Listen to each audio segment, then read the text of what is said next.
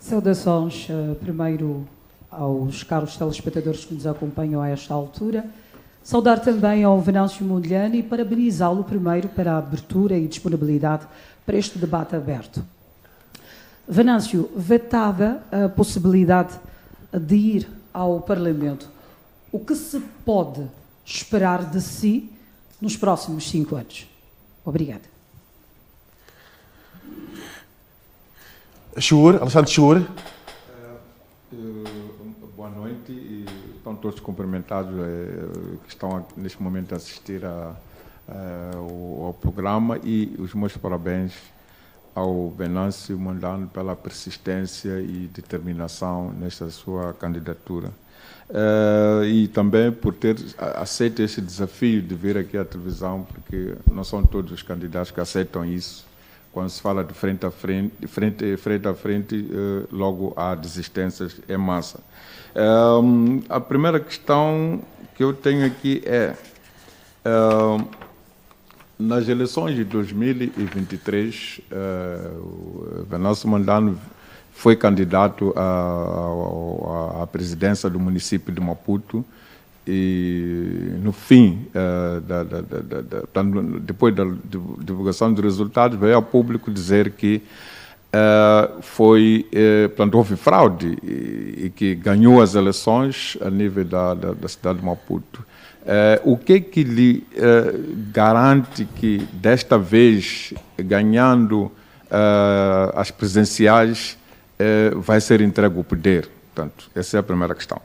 A segunda questão é dizer aos moçambicanos, através da TV Sucesso, por que é que os eleitores têm que votar em si e não nos outros candidatos. Isso para dizer quais são os atrativos, qual é o valor acrescentado que representa a sua candidatura. A outra questão tem a ver com a separação de poderes. O chefe de Estado é aquele que acumula todos os poderes à sua volta.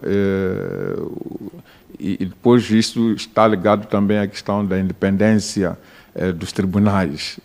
Então, gostava de saber como é que vai abordar esta questão, uma vez no poder, ou vai querer experimentar também esses poderes todos quando for presidente da República. E a terminar é a questão da corrupção. A corrupção é aquela forma de ser e estar dessa nossa sociedade em que em todos os processos é preciso pagar, concursos públicos é preciso pagar para ganhar e é preciso pagar para ser pago, desculpa a pleonasmo, para ser pago o valor. Mas é isso mesmo que acontece, né? É preciso pagar. Sim. As pessoas estão no Ministério da Economia e Finanças para você ter acesso ao seu dinheiro.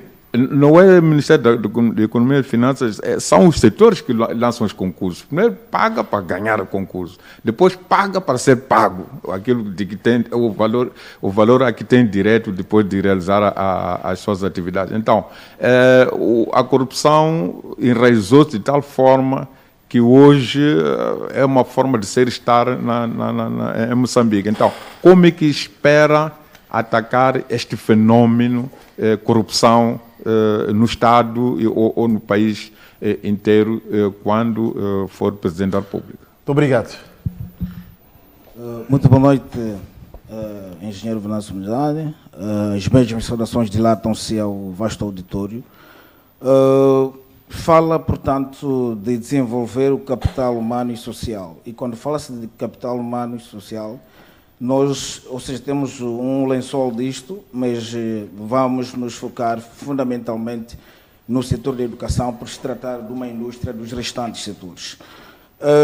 Um dos problemas que os professores enfrentam neste setor tem a ver com o pagamento de horas extraordinárias e os argumentos do governo é a falta de fundos. Qual é a estratégia que espera definir, em caso seja eleito Presidente da República, para poder eliminar essa situação de colocar os professores a trabalhar em turmas adicionais e sem, portanto, ter remuneração por elas?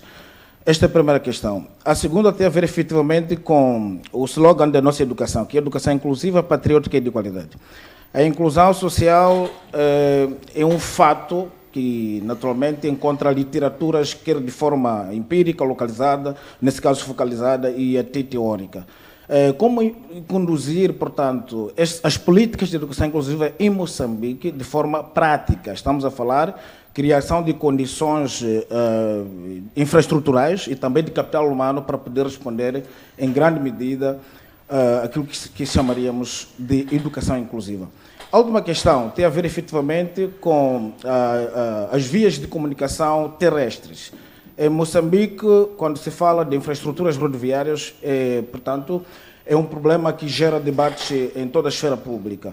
Qual é a proposta concreta que o candidato Venâncio Mondlane tem em sua carteira, de forma hipotética, eleito presidente da República, para implementar e garantir que haja circulação da economia em Moçambique através, portanto, de infraestruturas rodoviárias? Tenho muitas questões, mas por contas de economia do tempo vou deixar por aqui. Muito obrigado pela oportunidade. Vejo o Sérgio Massinga também. Boa noite. Tenho aqui algumas questões.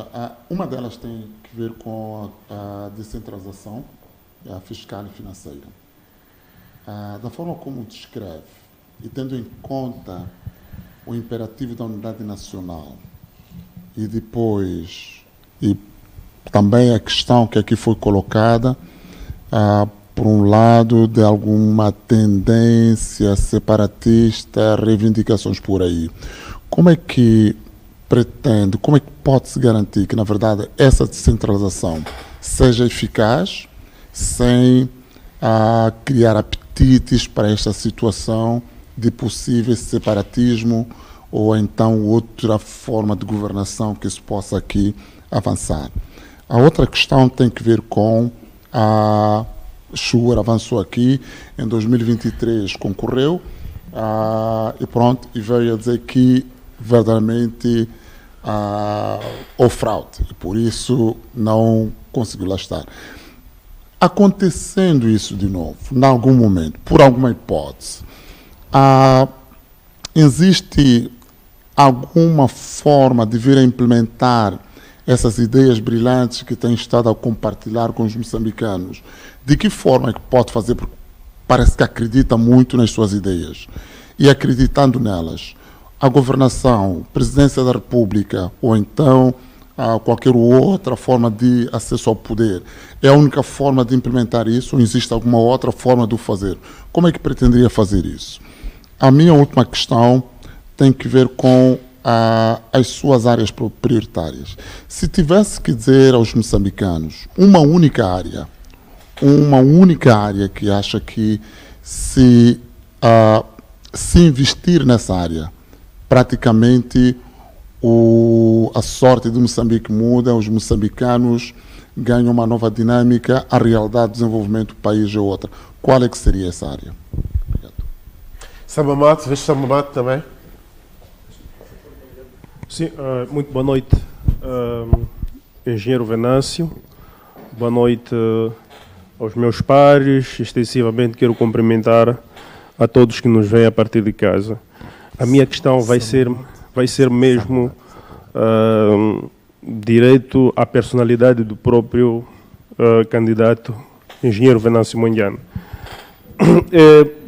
Várias vezes na sua locução insistiu muito a questão de valores. Valores éticos.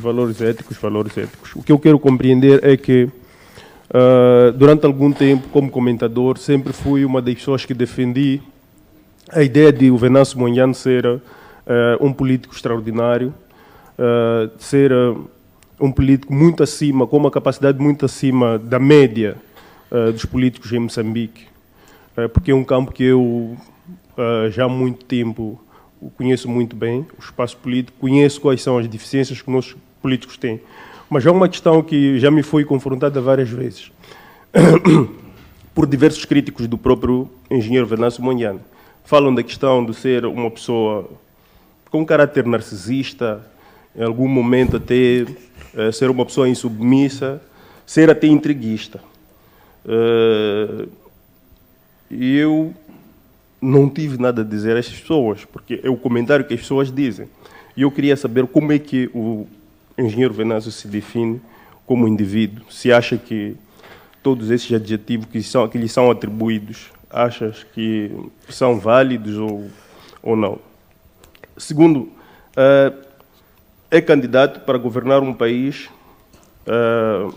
grande, mas com muitas assimetrias.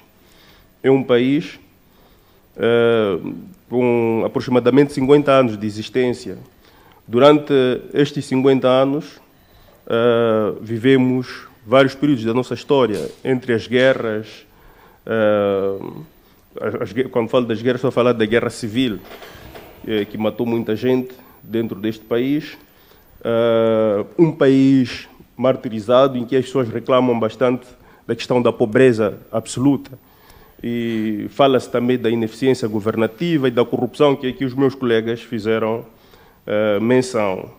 E neste ponto, sobretudo da corrupção, até tivemos um escândalo, que é chamado de dívidas ocultas, que levou alguns dos nossos concidadãos presos.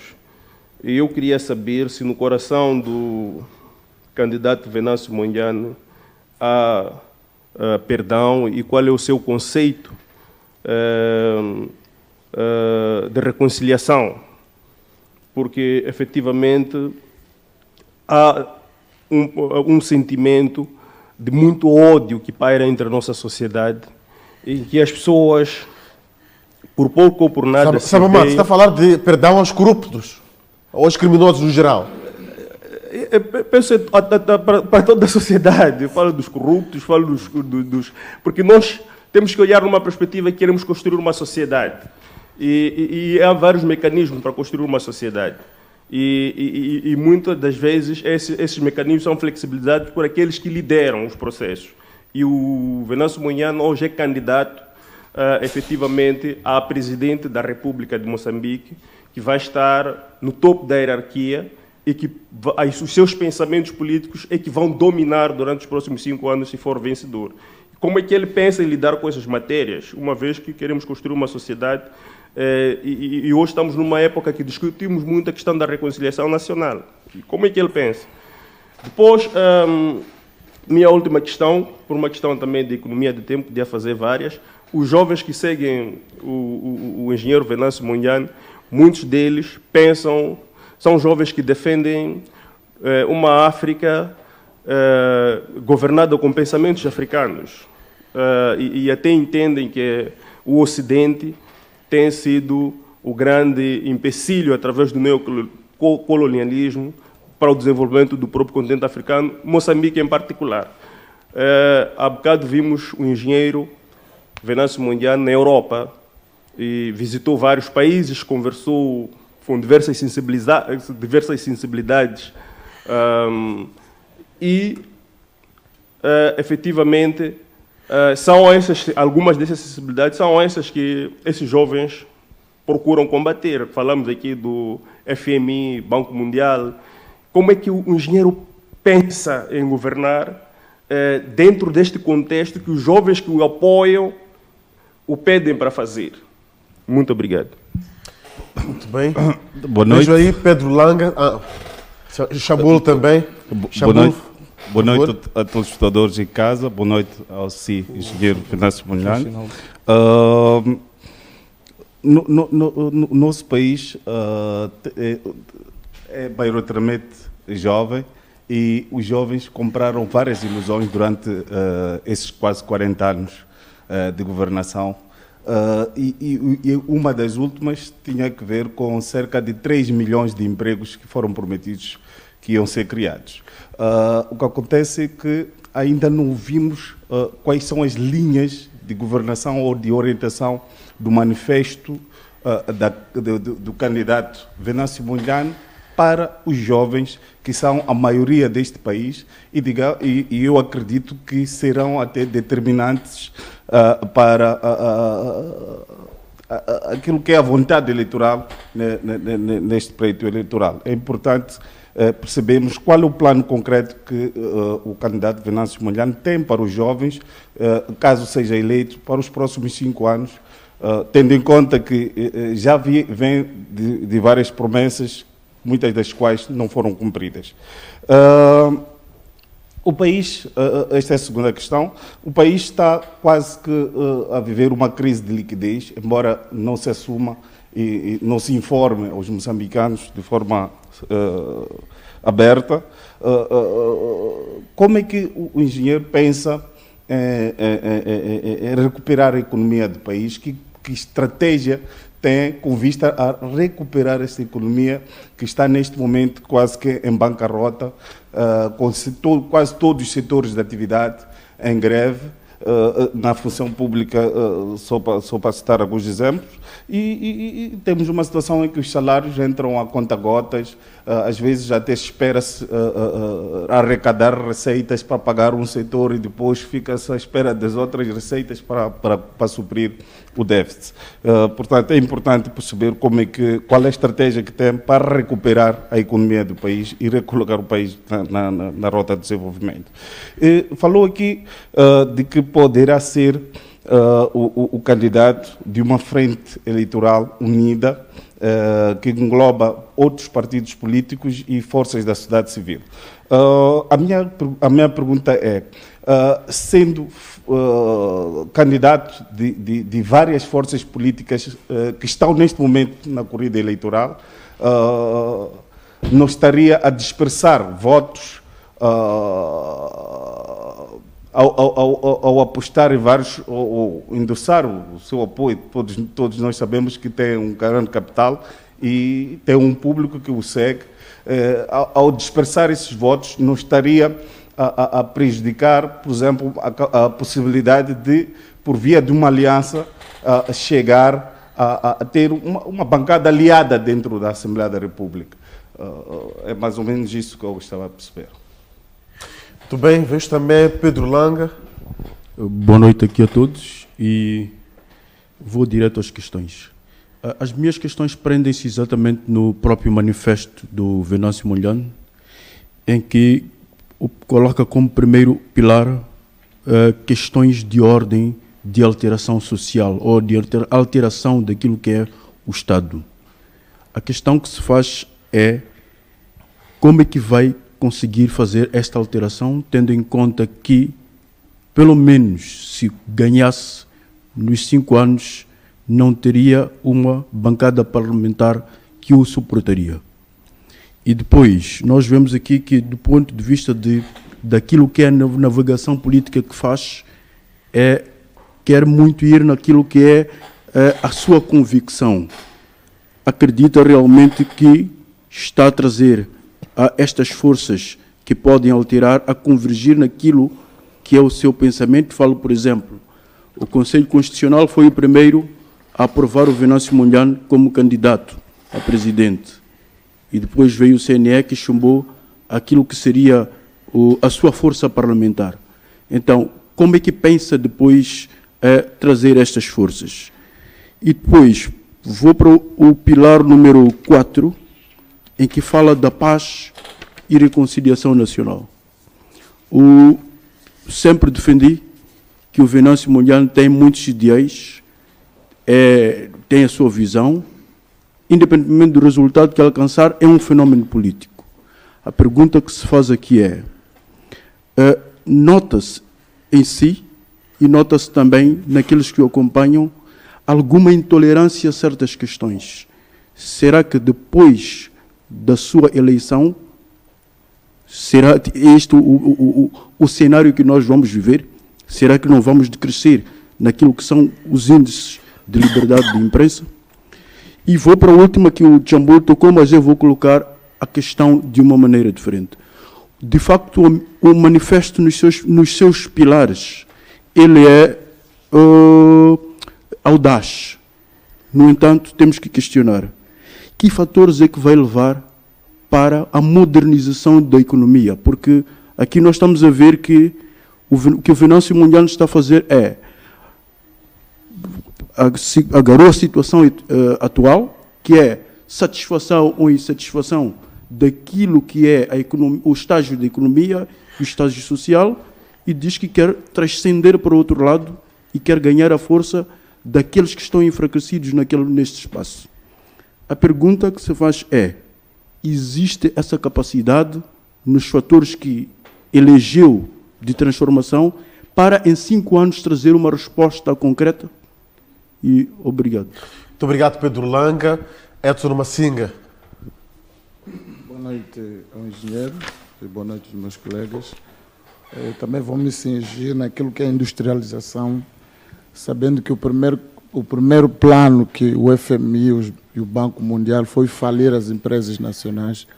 E nesta fase onde o engenheiro se encontra como candidato às presidenciais, sabemos que os países africanos têm como os bancos, o FMI e o Banco Mundial, como o lugar onde vão pedir os seus apoios financeiros. Encontra um país cheio de dívidas, cheio de crimes e sistematicamente capturado pelo sistema. Como é que vai lidar com essas duas esferas políticas, falo da Renamo e Frelimo, que são seus, são as pedras que encontrará no caminho, na definição do que eles serão futuramente. A segunda coisa tem a ver com onde buscar dinheiro, sabendo que o país realmente não tem dinheiro. Qual é a política que usará para buscar dinheiro, sabendo que os moçambicanos não têm dinheiro? A terceira tem a ver com os acordos sobre os hidrocarbonetos. Sabemos que a indústria extrativa foi capturada pela França e os seus aliados. Como é que vai negociar esses contratos mal feitos pelos governos anteriores? Como é que vai renegociar esses contratos? Porque a única esperança que os moçambicanos têm é sobre os hidrocarbonetos. A liberdade de expressão, vou falar um pouco disto, porque vende-se muito uma ideia política quando estamos em conselho de campanha, mas temos um claro exemplo do presidente Nyusi. A uma dada altura ele disse que iria governar o país à sua maneira. Nós estaríamos aqui diante de um presidente que também vendeu um popularismo e quando assumiu o poder vacitinou a questão dos lambibotas, dos tais famosos G40, que defendem a ideologia de proteção ao presidente, mesmo estando errado. Muito obrigado. Muito obrigado. Ângelo. Boa noite, engenheiro. Parabéns para vir tanto este painel muito perigoso aqui. Estás aqui a aguentar com tantas perguntas, muito mesmo chato também. E boa noite também a todos os telespectadores que às alturas encontram ligados tanto neste programa. A minha pergunta, só tenho uma pergunta. Engenheiro passou tanto do partido Frelimo como o JM, e o engenheiro depois saiu da Frelimo, foi para a MDM, do MDM foi que na Renamo como assessor do Yusuf Momadi, e para já engenheiro agarrou CAD e escorregou ou foi totalmente dado rasteira, portanto, aí no CAD. A minha pergunta é, engenheiro, qual é o sonho que o engenheiro, com tanta insistência, tem? Qual é o sonho que o engenheiro tem para Moçambique? Obrigado. Muito obrigado pelas questões da plateia e passo as respostas, neste caso, de Venâncio Munhã, em relação ao que os nossos convidados colocaram como perguntas. Venâncio? Bom, muito obrigado pelas perguntas. Também agradecer a forma tão cordial e tão com que essas questões foram colocadas, né? Há de ser natural que algumas das perguntas talvez não tenham uma resposta exaustiva, como sabem. Estamos ainda na fase... O nosso manifesto é público, mas ainda está na fase da escutação. Portanto, no dia 23 é que vamos ter o nosso manifesto definitivo. Mas, bom, isto não são desculpas, apenas estou a dizer que vou tentar ser honesto nas questões que não tiver respostas definitivas, está bem? Bom, a questão colocada para a nossa querida irmã Énia, não tendo CAD, a coligação Aliança Democrática, uma força com possibilidades de sustentar um programa de governação no Parlamento, o que é que se pode fazer, onde é que nós vamos? Bom, a questão é a seguinte, a política é um processo altamente negocial, é por isso que é mesmo política. Em cada realidade nós temos que criar condições com os recursos e os fatores que existirem em cada época, procurar tirar soluções com esses fatores, com essa realidade. Por exemplo, estive em Portugal a conversar. É por isso que está a analisar, depois vai dizer qual é o partido, o grupo de partidos que vai suportar. Sim. Por exemplo, né? Posso concordar contigo, Orlando. Então, estive em Portugal, então uma das coisas que estava a conversar com o Presidente da Assembleia da República Portuguesa, ele dizia que ele nunca imaginou na vida dele que o Parlamento e o Governo fossem obrigados a fazer alianças até com ideologias tão antagónicas como existem agora. Quer dizer, há alianças que eram impossíveis de pensar que era possível serem feitas. Mas hoje Portugal tem o governo mais multicolor da história. A África do Sul também, mesma coisa. Quer dizer, eu acho que nunca passou por nenhum pensador do ANC, nenhum estratega do ANC, nunca imaginou que o ANC pudesse se encontrar na situação em que está hoje. Estar a governar com a Aliança Democrática. Sim, quer dizer, a situação é muito extremamente frágil e para mim, eu acho que é um prognóstico de que nas próximas eleições vai estar numa situação muito mais difícil do que hoje, se não for para a oposição. Então, uma resposta simples, direta, para mim, mana, a política é um processo negocial. A única coisa que eu posso dizer que eu nunca vou negociar são valores. Né? Os valores essenciais da minha vida, os valores que definem aquilo que é, digamos assim, a minha pessoa, não é? Mas os outros elementos é sempre possível nós arranjarmos uma plataforma. Aliás, é isto que é a base fundamental de toda a minha luta política ao longo desses anos, é exatamente para a gente criar pontos, criar diálogo, confronto de ideias e procurarmos sempre um ponto de equilíbrio. Então vai-se fazer isso.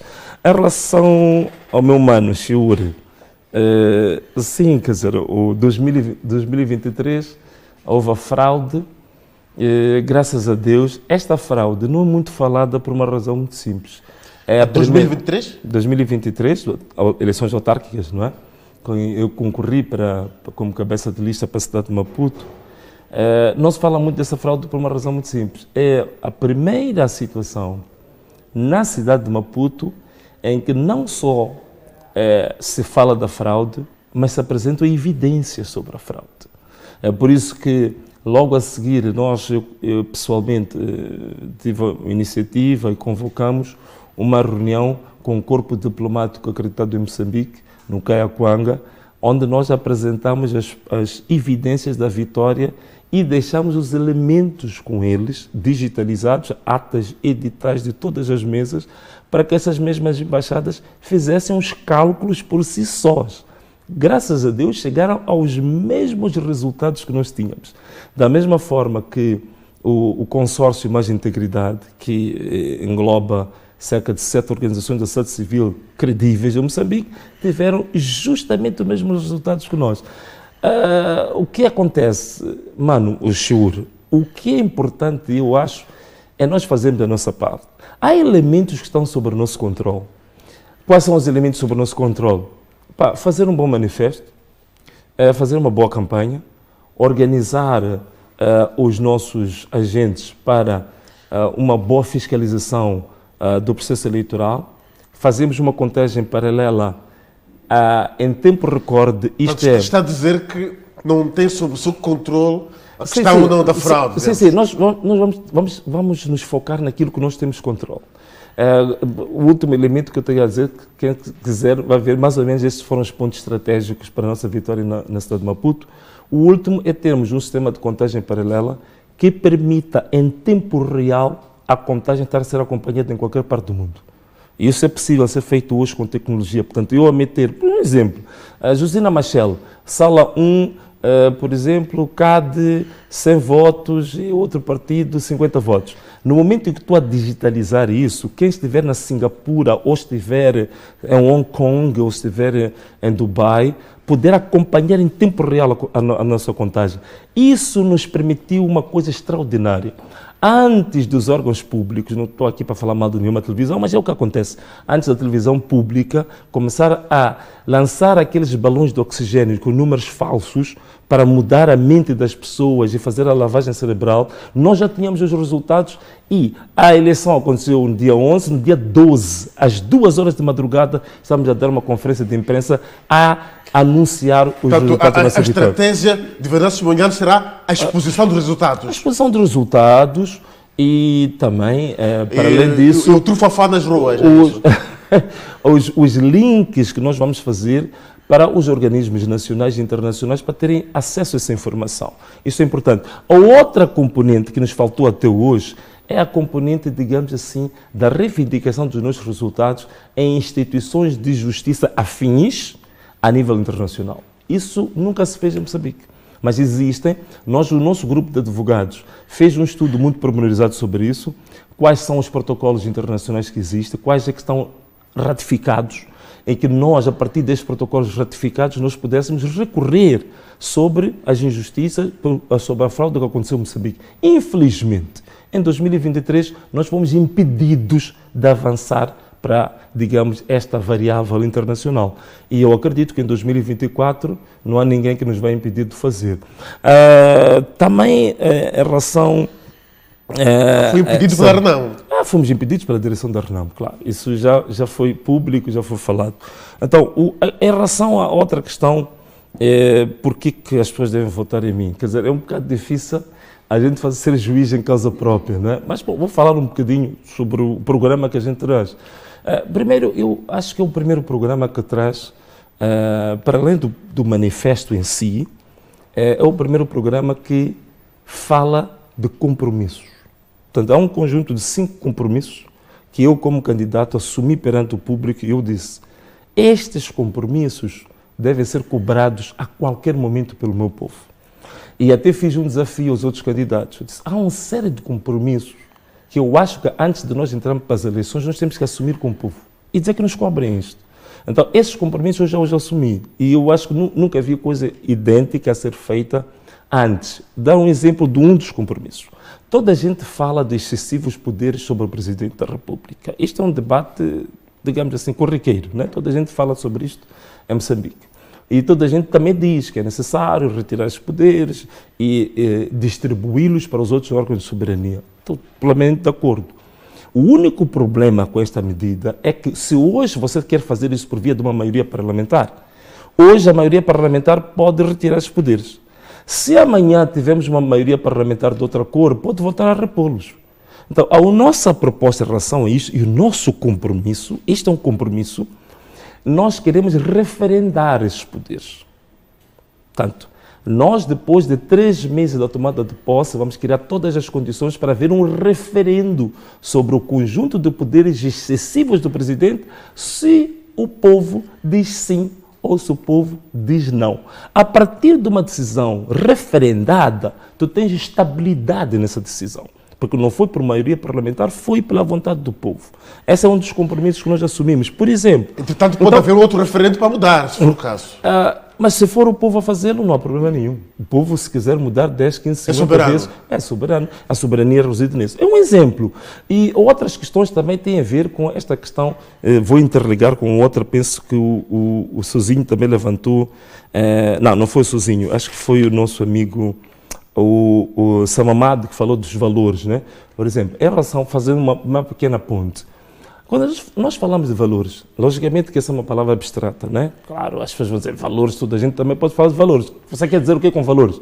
Então, falamos, por exemplo, de valores da integridade. Então, é preciso termos elementos, variáveis que podem fazer as pessoas mensurar.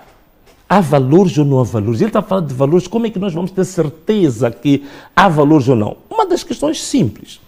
Quando a gente fala de integridade do governo, e faz parte dos compromissos assumidos, é preciso, por exemplo, a despesa pública que tem a ver com o governo, que hoje é tratada como segredo de Estado ou matéria classificada, é preciso colocar isto em público. Um dos compromissos que nós temos é exatamente isto. No portal do governo... Publicar as contas. Publicar as contas do governo, despesa pública do governo. Por exemplo, Qual é o salário do Presidente da República? Quais são os subsídios que ele tem? Quais são as participações financeiras que ele tem? Que negócios é que ele tem? Que património é que ele tem? Isto é extremamente importante. Quando falo do Presidente da República, estou a falar dos ministros, os vice-ministros, que nós achamos que são totalmente inúteis, mas todos esta cadeia... A propriedade pública já obriga a declaração de património. Sim, mas essa declaração de património é depositada no Ministério Público, o Ministério Público não a torna pública. Veja só, portanto, nós fazemos a declaração de património, mas não é público. Fica depositado no Ministério Público, é outra aberração. Então, o que eu estou a dizer é que isto tem que ser público, quer dizer, qualquer pessoa tem que ter acesso, entrar no portal do governo e saber que o Venâncio Mondlane, como presidente, recebe X, tem subsídio Y, tem subsídio de representação, tal, tem uma empresa que chama-se VM7 Media, tem isto, não sei o que, e depois controlar os gastos dessa empresa, os lucros dessa empresa, se pagou impostos ou não pagou, né? Porque agora temos um grande artista que não paga impostos, mas quer ser candidato. Então, é preciso esta transparência em termos concretos, em termos, é estes valores que eu estou a falar. Então, quando nós assumimos isto em público, né, e vemos em público, a gente diz, eu estou disponível a fazer isto. Eu penso que esta que marca a diferença. E eu volto a aproveitar as câmaras da televisão também para fazer exatamente esse desafio aos outros concorrentes. Vamos assumir compromissos concretos com o nosso povo de coisas que nós podem nos ser cobradas a qualquer momento, que tem a ver com a nossa própria integridade. E alguns desses compromissos eu já disponibilizei em público e eu gostava de desafiá-los a fazer isso. Também se há alguma coisa diferente, também gostava de desafiá-los para virmos a um debate público. Está a faltar debate público. Nós já fizemos o convite para frente a frente. Está a faltar debate público, porque às vezes também no debate público, no frente a frente, é mais fácil as pessoas aferirem quem é que está a falar para o simples protocolo ou está a fazer uma repetição decalcada do seu manifesto ou quem está a falar do coração. Quem está a falar é que acredita no que diz e quem está a falar apenas porque está à procura de votos. Então, aproveito também agora a dizer aos outros concorrentes, eu estou totalmente disponível para a gente ter um debate público frente a frente. Pode ser aqui na TV Sucesso, em qualquer outro sítio. Isso seria muito bom, porque agora posso estar aqui a vender o meu peixe, mas eu acho que esse seria melhor se nós estivéssemos numa mesma sala, olhos nos olhos, e as pessoas a verem o que o Venâncio diz, como estão os seus olhos, como é que está o espírito dele, é verdadeiro ou é falso. É importante que a gente venha para esse debate. Não, o convite está renovado por parte, neste caso, da TV Sucesso aos outros candidatos e esperamos que se juntem a Venâncio Mondlane e venham frente a frente. Sim, a separação de poderes, como Mano Chiuri também levanta esta questão, é extremamente importante. Olha, um dos pilares, e aqui também... Mas essa já tinha respondido, porque está ligado em certa medida aos poderes decisivos do chefe de Estado. Do chefe de Estado, mas também não só. Outra questão também que era importante, eu gostava de dizer isto. Uma das questões que leva, por exemplo, nós temos os juízes agora, digamos, de um diferente com o governo, estão de costas voltadas, temos um bocadinho também os magistrados. Bom, esta questão, por que isto está a acontecer? Porque, teoricamente falando, se você pegar na Constituição da República, os tribunais constituem o tal chamado, é um órgão de soberania. Os tribunais são um órgão de soberania. E a pergunta que se pode colocar, mas por que os juízes estão colocados nessa situação de mendicidade perante o governo? É um órgão de soberania. Também é um órgão de soberania. Um órgão de soberania, por que está nisto? E agora aqui é que está a grande questão. Uma das questões que a gente propõe aqui é preciso autonomizar os órgãos da administração da justiça, sobretudo os tribunais, em relação à execução orçamental. Aqui é que está o grande segredo, que muita gente não fala disto. O grande problema é o seguinte: na Assembleia da República é aprovado o orçamento para os tribunais. Muito bem, tem um orçamento próprio. Na execução orçamental, quem o faz é o Executivo. A mesma coisa acontece com a Assembleia da República. É por isso que você tem um órgão como a Assembleia da República, que é fiscalizador do governo. Mas que depende do governo. É chefe do governo. Por outras palavras, quisermos usar um termo mais simples, um termo coloquial. A Assembleia da República, que é chefe do governo, que fiscaliza o governo, que é patrão do governo, a comportar-se como subordinado do governo. Por uma razão simples. O problema está exatamente no dinheiro. Há um provérbio que diz que quem te paga te manda. Colocou-se a Assembleia da República em relação à execução orçamental como subordinada, pedinte e mendigante do governo central. Por exemplo, nós temos um orçamento na Assembleia da República para fazer fiscalização do governo. Isto aconteceu ainda no ano passado. Veja só, presta atenção a isto, você vai ver o quão ridículo é que este país está metido. O governo, o senhor Maleane, o ministro das Finanças, disse que não... Nessa altura, agora é primeiro-ministro. Sim. Deixa-me só contar que isto aqui é muito interessante.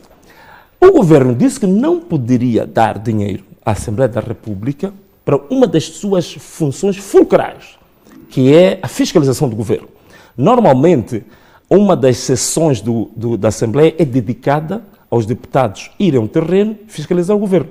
Ver como estão a funcionar os governos provinciais, os ministérios, por aí fora. Depois trazer um relatório se o governo está a cumprir com o plano de atividades aprovado, o orçamento, por aí fora. Esta é uma atividade fundamental da parte. O governo disse à Assembleia da República que não havia de dar dinheiro para fazer fiscalização, porque o governo tinha outras prioridades. Então, nós estamos numa situação dessas em Moçambique. Logo, para nós resolver, isto acontece também com os juízes. Muita gente pergunta, mas por que os juízes só querem ficar em Maputo? Por que não vão aos distritos? Olha, o juiz vai ao distrito para ter a casa protocolar. Não tem nenhum incentivo. Deixa-me só terminar isso, Orlando. O juiz vai para o distrito para ter casa protocolar. É juiz. Vai depender do administrador, do secretário do Estado, do secretário permanente, figuras inúteis. Então, o próprio juiz, só para ter o travesseiro, tem que ter com o elemento do executivo, pedir favores para lhe darem um orçamento para ter casa, para ter mobília, para ter segurança. Quando fala de figuras inúteis, quer eliminar essas figuras? Sim, são elimináveis. Então, a questão que nós estamos aqui a defender é preciso que a execução orçamental dos órgãos de soberania seja autonomizada. Tem que sair dos órgãos do governo e a Assembleia da República, os tribunais, criam a sua própria unidade contabilística para fazer exatamente a execução orçamental. Isto vai dar alguma independência, autonomia para os procuradores, para os juízes poderem exercer as suas atividades, digamos, de forma confortável, que não está a acontecer hoje. E o governo nunca quer largar esta parte porque é a única maneira de chantagear os juízes, chantagear os procuradores e colocá-los todos eles ao seu serviço. Então isto não acontece. Vou pedir alguma flexibilidade por parte de nós, porque já vamos para além da hora Tudo bem. Então, do encerramento, neste caso, do programa, mas e algumas questões são meio interligadas, digamos assim. Sim. Olha, talvez algumas questões... Então, assim, a questão da liquidez. Vou fazer uma economia de questões. Talvez vou responder aquelas que eu achar que são... O meu irmão aqui, o doutor Suzinho, uma das questões que ele levantou é a comunicação terrestre, quer dizer, que isso é um problema clássico, básico que nós temos. Você tem, por exemplo, a província de Niassa, que é a única estrada alcatroada, de forma intermitente, né, com buracos, é a estrada nacional número 1. O resto é tudo pavimento e com terra de argila, por isso que você tem poeira em tudo que é Niassa, né? São famosos por ter a poeira em tudo que é lugar. Olha, uma das questões que nós queremos colocar aqui, e vou falar da questão dos fundos, se forem a reparar o nosso manifesto, quem reparar para o nosso manifesto, e já me fizeram essa pergunta, não tem nenhum item que fala de financiamento externo. E algumas pessoas já me criticaram por causa disso. Como é que você quer implementar tudo isto? Não está uma componente de dinheiro que tem que vir de fora para ajudar a isso? Uma razão muito simples, é que nós temos capacidade em Moçambique, com os recursos que nós temos, com o povo que nós temos, com a força, com os recursos humanos que nós temos, de fazermos praticamente o que está aqui descrito, que pode mudar a história deste país, nós podemos fazer com os nossos próprios recursos. Vou dar um exemplo bastante simples. Estradas. Estrada Nacional número 1. Nós agora fomos lá aos Emirados pedir quanto que os Emirados nos prometeu dar. Mais ou menos $1 bilhão, né, de dólares para fazer a Estrada Nacional número 1, em fases. Uma ideia, sabes? Às vezes uma ideia pode te fazer poupar bilhões de dólares. O que é que nós estamos aqui a pensar em relação a isto? Aí não. Veja assim, um exemplo. Isso depois pode ser feito para outras estradas. Nós, em Moçambique, quando a HCB sentiu que tinha falta de dinheiro, precisava de ser recapitalizada, a HCB instruiu a Bolsa de Valores para emitir títulos, para vender parte das suas ações, e muitos moçambicanos compraram. Eu conheço moçambicanos que enterraram lá 10 milhões de meticais, por aí fora, enterraram muito dinheiro. E eu digo uma coisa, significa que muitos moçambicanos o fizeram porque, pelo sentimento patriótico, que a Kaora Bassa, que é nossa, está a precisar dos moçambicanos para se salvar. E toda a gente foi meter lá o dinheiro. E acreditou que está a meter dinheiro a um Estado que é responsável, pode atrasar pagar, mas um dia vai nos pagar os dividendos. Para mim, por que nós não podemos fazer a Estrada Nacional número 1 na mesma lógica? Nós vamos identificar quanto é que custa fazer a Estrada Nacional número 1. $1 bilhão, 500 milhões de dólares, 600 milhões de dólares. Ok, tudo bem, vamos fazer por fases. Chamemos os moçambicanos todos que têm poupanças. Você tem 100 mil meticais, você tem 200 mil meticais, você tem 1 milhão de meticais, outro tem $1 milhão. Vamos pegar exatamente, fazer os moçambicanos investir numa infraestrutura não de borla, não é caridade. Não é caridade. Isto é negócio. É para as pessoas ganharem dinheiro com isto. Não é? Hoje em dia o Estado passa a vida a emitir títulos e bilhetes de tesouro para os bancos ganhar dinheiro. Os bancos estão ganhando muito dinheiro com o Estado. Então, por que não emitir bilhetes de tesouro? Não emitir estes títulos para o seu próprio povo? E há muitos moçambicanos, há muitas empresas, há muitos agentes económicos... Então vai responder também a outra questão... Por que nós não podemos fazer isso? A questão de liquidez... Portanto, o dinheiro vai buscar no povo. Nós podemos fazer a Estrada Nacional número 1 sem precisar de financiamento externo. Agora, podemos um dia sentar, vermos como é que a gente faz isso. Isso é possível ser feito, sem precisar de financiamento externo. A questão do Banco Moçambique, falta de liquidez, agora tem aquela questão das divisas que é discutida, agora o CTA que andou a pronunciar-se. É uma coisa, eu já me pronunciei sobre isto e eu disse claramente que o governador Zandamelo é um agente do FMI, isto está mais do que claro. Quer dizer, é um agente, não só um agente, é um operativo do FMI. É lógico que ele está para fazer as políticas do FMI aqui, mais nada do que isso. E quem o pôs lá e que permite que ele continue a fazer o que faz, é logicamente que tem interesse em fazer esse país derrapar. Uma das coisas que eu disse, que é simples, não faz sentido absolutamente nenhum, o Banco de Moçambique está a dizer que há estabilidade macroeconómica e monetária, mas ao mesmo tempo estabelece como reservas obrigatórias para os bancos 25%.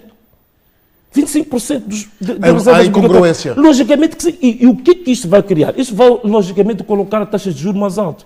Então, eu que tenho a minha empresinha, quando vou para o banco pedir, é como se estivesse a pedir um agiota. Mas o próprio banco está a fazê-lo porque as reservas obrigatórias do Banco de Moçambique são, digamos assim, absurdas. Então, há coisas que já não têm nada a ver com a questão de dinheiro ou não dinheiro. O problema é das políticas que são adotadas para pôr a economia a funcionar ou não. Então, logicamente que aquele senhor, o objetivo... E com reservas internacionais altas, significa que liberta-se menos dinheiro para... Logicamente, é sacar a liquidez no mercado. Tu tiras dinheiro do mercado para guardar no Banco de Moçambique. Mas se fosse para pôr no Banco de Moçambique, para questões de choques externos, para garantir importações, por aí fora, é uma coisa. O problema é que as pessoas não veem isto. Por que o Banco de Moçambique está a fazer isso? Para pagar a dívida externa. Essas dívidas todas que andamos a fazer ao desbarato, tem que ter dinheiro para pagar essas dívidas. Então, tem que secar o nosso mercado nacional, falir os empresários, falir os bancos, falir toda a gente para pagar a dívida externa. É só isso. Não tem outra explicação. É um agente do FMI que está aqui em Moçambique para destruir a economia. Da mesma maneira que eu disse, que o ministro da Agricultura, por exemplo, o próprio Sustenta, também visava isso. É colocar a nossa agricultura cada vez mais estacionária, não sair do nível miserável em que está, é o projeto Sustenta que vem fazer. Por isso, o único produto, a única coisa positiva que aquele projeto tem é só cultura de exportação, mais nada. Os pequenos e médios agricultores estão cada vez mais miseráveis. Ainda agora, eu estive em Cabo Delgado, fui falar com os chamados PASSES. Os PASSES são os agricultores médios que receberam crédito, tratores do Sustenta, disseram que 99% deles estão falidos. Então, são estes indivíduos que estão em frente das questões mais cruciais deste país, que é a gestão da política monetária, a gestão da macroeconomia, gestão da agricultura, que é uma coisa básica para o país, que estão ao serviço de uma agenda subversiva para levar este país à miséria. Tem também uma questão que é transversal, tem uma questão também que é transversal em relação a muitos convidados. Agora sim não vou conseguir responder todas as questões. A questão de ser considerado narcisista e sim. e também intriguista. Não, é uma questão transversal, no sentido também que anda também de partido, essas coisas todas. Tudo bem, vou responder. Agora queria responder ao Sérgio Massinga, vai ficar prejudicada a questão dele, mas ok, tudo bem, mas depois eu volto. Não, a questão do levantada pelo Samamad, não, eu acho que é interessante. E eu fico satisfeito que ele levante isso, porque às vezes as pessoas têm aquele receio, não pode-se falar disto, ferir sensibilidades. Eu acho que é muito bom, porque é um debate que é feito e existe muita gente que levanta essas questões. Mas o grande problema que se coloca, Orlando, é simples. É que nós estamos habituados a viver num mundo de hipocrisia. Quer dizer, nós vivemos num mundo de faz de conta. Então, quando tu encontras pessoas que defendem valores e os defendem com vigor e que são inflexíveis nos seus valores, por causa do problema da nossa natureza hipócrita, então, quando a gente vê alguém fazer isso, é como se fosse um espelho à nossa frente. Ninguém gosta de ver um espelho à sua frente. Então, as pessoas atacam. Né? Sabes, aquele caso de uma senhora bonita que está a fazer na passarela, né? Então as outras senhoras sempre falam mal, não, mas ela é bonita, mas ela tem uma mancha, até não sei o quê. Por quê? Porque é uma coisa natural. A ideia é que esse narcisismo é inveja, é por aí. Eu acho que é natural, é da natureza humana, né? A gente sempre tem que atacar alguma coisa que achamos que nos desafia, não é? Sobretudo quando está fora dos padrões daquilo que é a nossa vivência normal. Então, a nossa vivência é uma vivência de hipocrisia, é uma vivência de boladas, é uma vivência de lambibotismo. Então, quando aparece alguém que quebra esses padrões todos, não sei, tem que se arranjar um nome qualquer para o desvalorizar. Mas este é o risco que nós temos, né? Quando a gente está nessas coisas públicas, né? Mas é logicamente que sabes que é difícil nós termos... Mas não acredita que há algum sentido?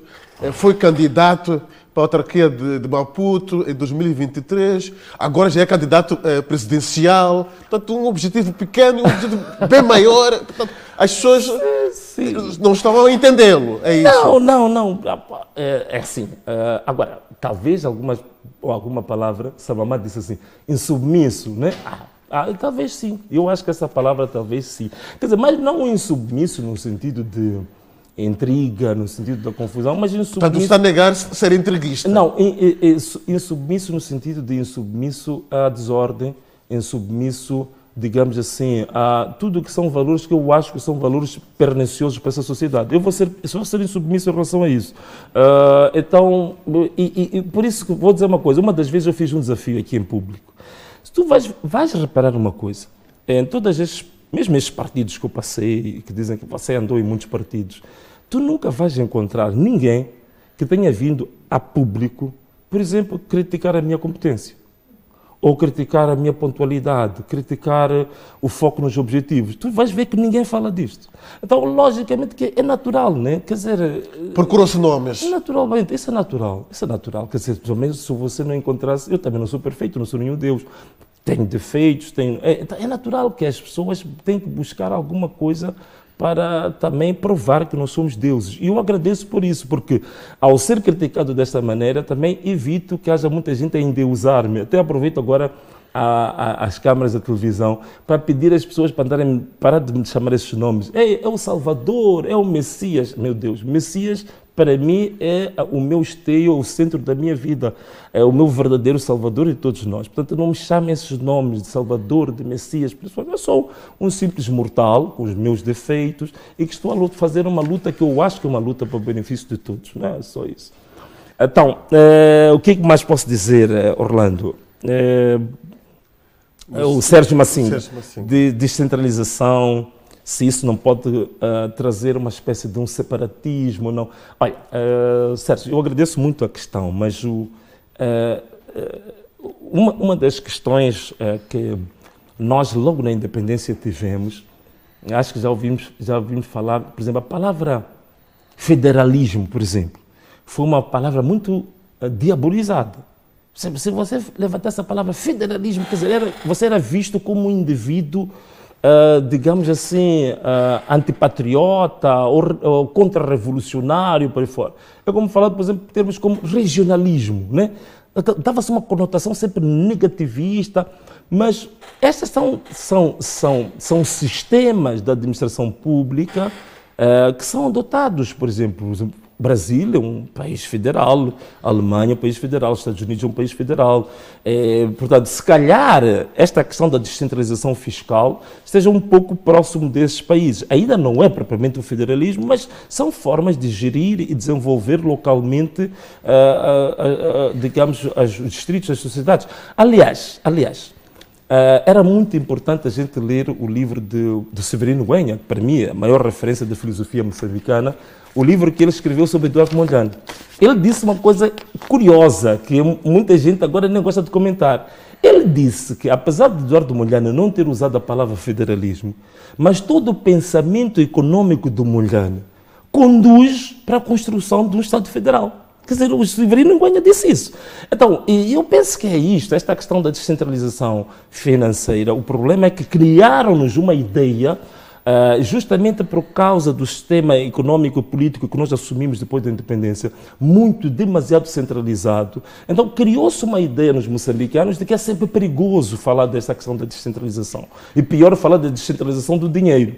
Então alguém te diz, epa, Venâncio, com essa coisa da descentralização, vão começar a roubar aí nos distritos, esses governadores vão roubar muito dinheiro. Isso não, tudo bem, mas olha, para mim, se é para descentralizar o roubo e as coisas andarem um bocado, que andem. Agora, o problema é que agora... O roubo está centralizado. Não, o problema é que agora é que o roubo está centralizado, que é pior ainda, porque não anda absolutamente nada.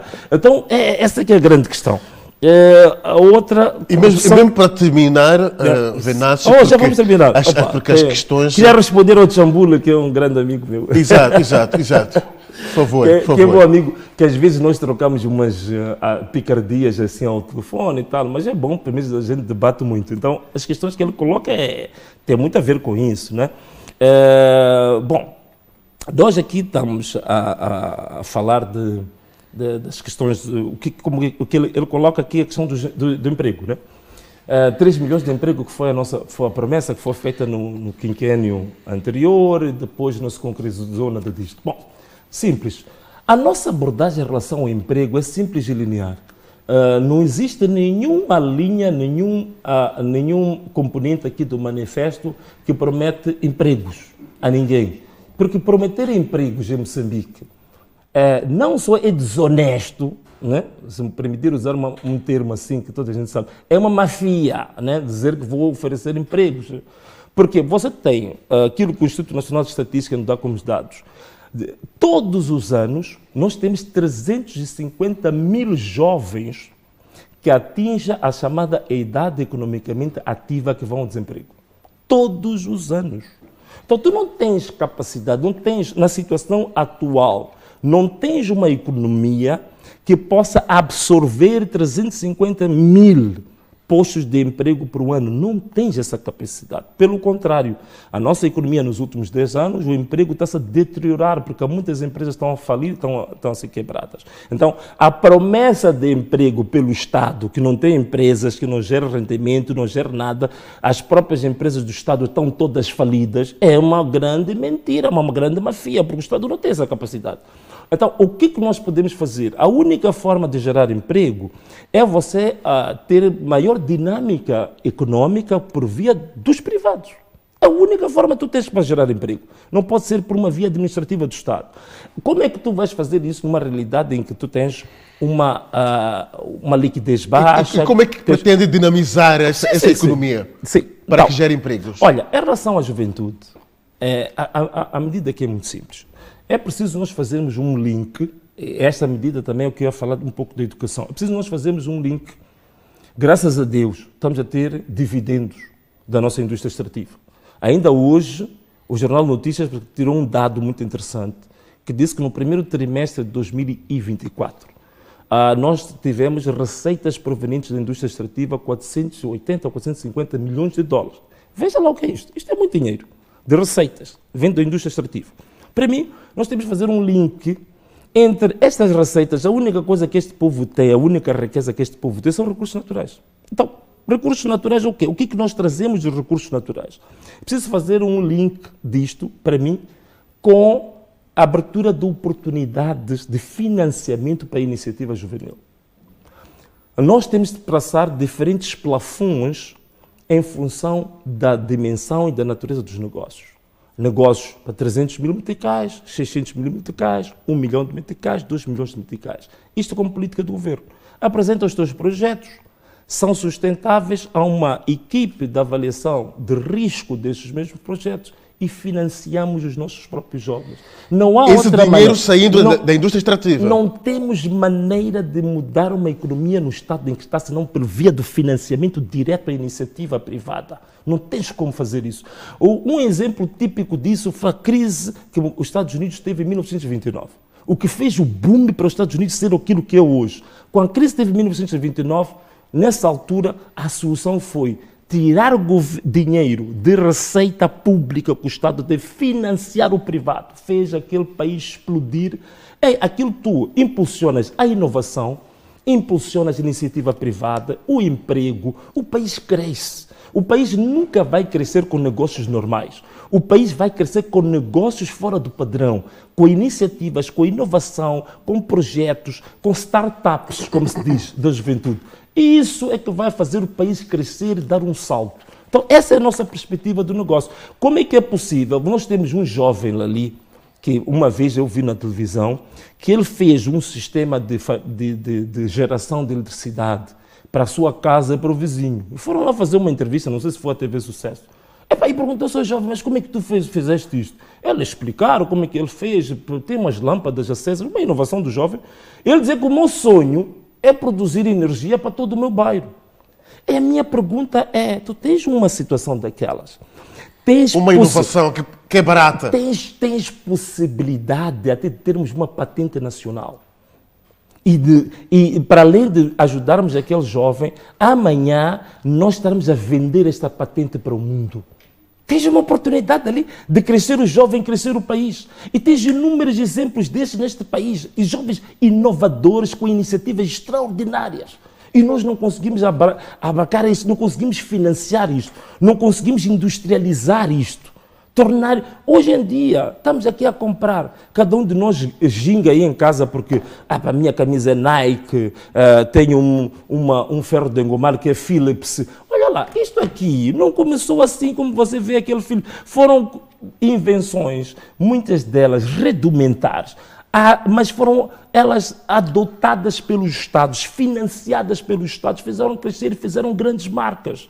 Por que Moçambique não pode fazer isso? Quer dizer, a nossa ideia de um Moçambique miserável, sempre pobre, que nunca podemos fazer nada, não acreditamos em nós. É por isso que, por exemplo, muita gente diz, mas Venâncio, onde é que tu vais ir? Não é possível, vão roubar, vão não sei o quê. Quer dizer, porque sempre temos um bloqueio, entende? Na capacidade de expansão, de inovar, de crescer. Então, isto também é a minha proposta que eu trago para este país, para que as pessoas acreditem cada vez mais em nós próprios. Os moçambicanos tenham orgulho de ser moçambicanos e que é possível, num período de 5 anos, 10 anos, nós alavancarmos Moçambique, que anda nos últimos 30 anos, nos 3 países mais pobres do mundo, nós podemos ser uma grande nação, podemos estar entre os 50 mais ricos do mundo, isso é possível. Nós temos que acreditar em nós próprios, acreditar nos jovens moçambicanos, nas senhoras moçambicanas, acreditar no povo moçambicano, financiarmos e avançarmos com esta nação. Podemos vir a ser a Coreia do Sul daqui a 10, 15, 20 anos. Isso é possível, temos que acreditar. E quebrar essa mentalidade miserabilista, do pobrezinho, que não pode fazer nada, que estamos sempre na mesma. Isso é preciso quebrar. Muito bem. Então, esta é a proposta.